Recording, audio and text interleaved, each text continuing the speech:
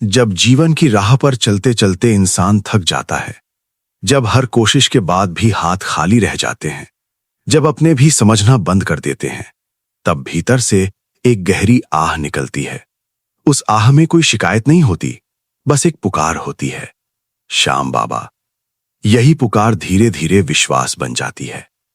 खाटू श्याम जी कोई केवल इतिहास की कथा नहीं है, वे आज भी जीवित अनुभूति हैं। जो उन्हें दिल से याद करता है, वो जानता है कि हार के बाद भी सहारा क्या होता है। ये कथा हमें उस समय में ले जाती है जब महाभारत का महासंग्राम अभी शुरू भी नहीं हुआ था। भीम के पौत्र और घटोत्कच के पुत्र बर्बरीक का जन्म साधारण नहीं था। जन्म से ही उसमें अद्भुत तेज और गहरी शांति थी।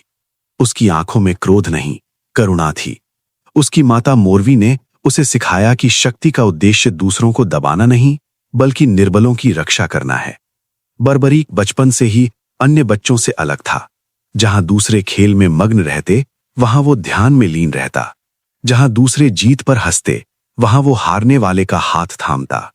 जैसे जैसे वो बड़ा हुआ, उसकी शक्ति भी बढ़ती गई। उसने बहुत कम उम्र में ही भगवान शिव की घोर तपस्या आरंभ कर दी। दिन रात तप, भूख प्यास की परवाह किए बिना केवल एक ही भावना, धर्म की रक्षा।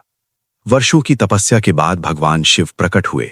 उन्होंने बर्बरीक को आशीर्वाद दिया कि वह संसार का महान योद्धा बनेगा। इसके साथ ही अग्निदेव ने उसे 3 दिव्य बाण प्रदान किए। ये बाण केवल अस्त्र नहीं थे, वे धर्म का प्रतीक थे। पहला बाण शत्रु को पहचानता था, दूसरा उसका नाश करता था, और तीसरा बाण सभी बाणों को वापस ले आता था। इन 3 बाणों के रहते युद्ध का परिणाम निश्चित था। जब महाभारत का युद्ध समीप आया, तो बर्बरीक भी युद्ध भूमि की ओर चल पड़ा। उसके मन में न तो पांडवों के लिए पक्षपात था, न कौरवों के लिए द्वेष। उसके भीतर केवल करुणा थी। उसने एक संकल्प लिया, वो युद्ध में उस पक्ष का साथ देगा जो हार रहा होगा। ये संकल्प सुनने में बहुत सुंदर लगता है, लेकिन इसके पीछे छुपा खतरा बहुत बड़ा था। यदि बर्बरीक युद्ध में उतरता, तो वो हर क्षण पक्ष बदलता रहता और युद्ध कभी समाप्त नहीं होता। धर्म और अधर्म का संतुलन टूट जाता। भगवान श्री कृष्ण ये सब भली भांति समझ चुके थे। वे जानते थे कि बर्बरीक का हृदय शुद्ध है, लेकिन उसकी शक्ति संसार के लिए घातक बन सकती है। इसलिए श्री कृष्ण ने ब्राह्मण का वेश धारण किया और बर्बरीक के पास पहुंचे। उन्होंने उससे सरलता से उसकी शक्ति के बारे में पूछा। बर्बरीक ने बिना किसी घमंड के अपने 3 बाणों का रहस्य बताया। श्री कृष्ण ने उसकी परीक्षा लेने के लिए पीपल के पेड़ के पत्तों को लक्ष्य बनाया। बर्बरीक ने पहला बाण चलाया। वो बाण हर पत्ते को चिन्हित करता चला गया। एक पत्ता श्री कृष्ण के चरणों के नीचे दबा हुआ था। बाण वहां भी पहुंच गया। श्री कृष्ण मुस्कुरा उठे।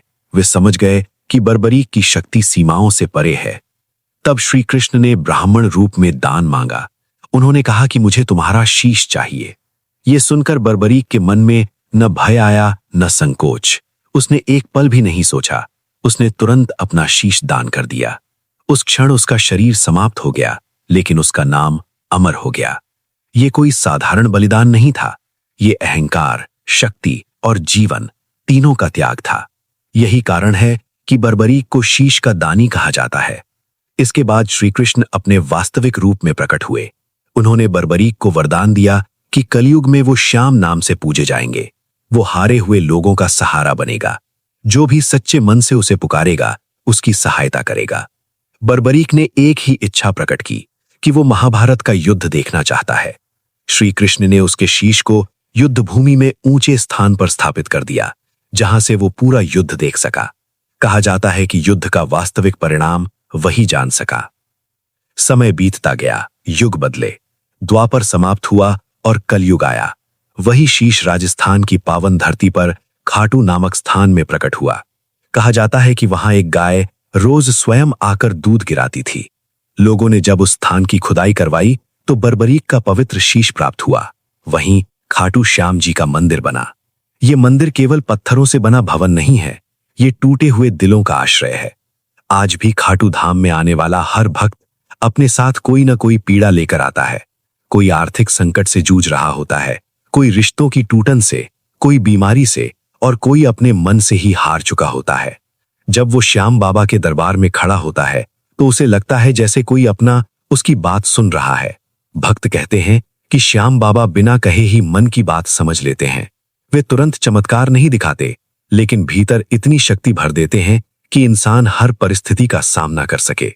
खाटू श्याम जी को हारे का सहारा इसलिए कहा जाता है क्योंकि वे उस समय साथ देते हैं जब कोई और साथ नहीं देता। वे हार को मिटाते नहीं, बल्कि हार में भी आशा जगा देते हैं। वे सिखाते हैं कि जीवन में सबसे बड़ी जीत विश्वास है।